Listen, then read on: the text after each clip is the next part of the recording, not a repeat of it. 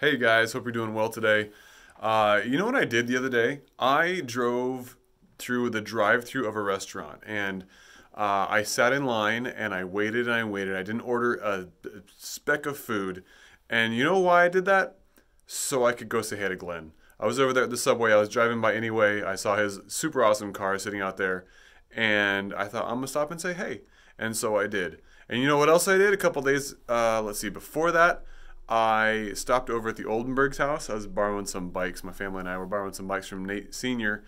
Thanks for those, by the way, Nate. Super fun. And Junior was there, and I said hey to them, and I left almost right away because that's what you do. And it was super fun to see all three of those guys, and it was awful to have to just say hey, bye, and that was it. You know why? Because I miss you guys.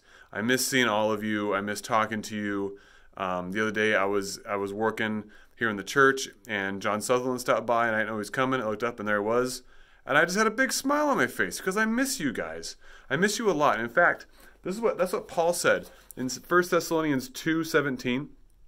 He said, "But since we were torn away from you, brothers, for a short time, in person, not in heart," sound familiar? "We endeavor the more eagerly and with great desire to see you face to face." You know, God's word never ceases to amaze me, and no exception here.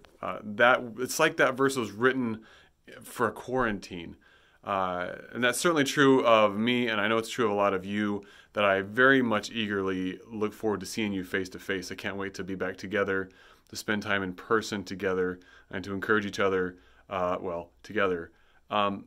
So let me encourage you while we're waiting for that, while we're in our current situation that God has chosen for us to be in, reach out to each other. Reach out to the people around you in the world, but reach out to each other. Call somebody. Call the other people within your deacon care group. Call your deacon.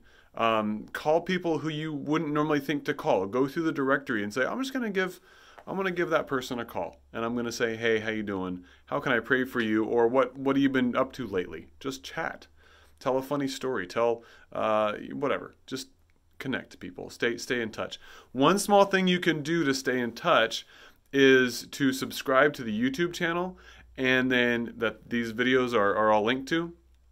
And then share, if you're on Facebook, share the posts that contain these videos.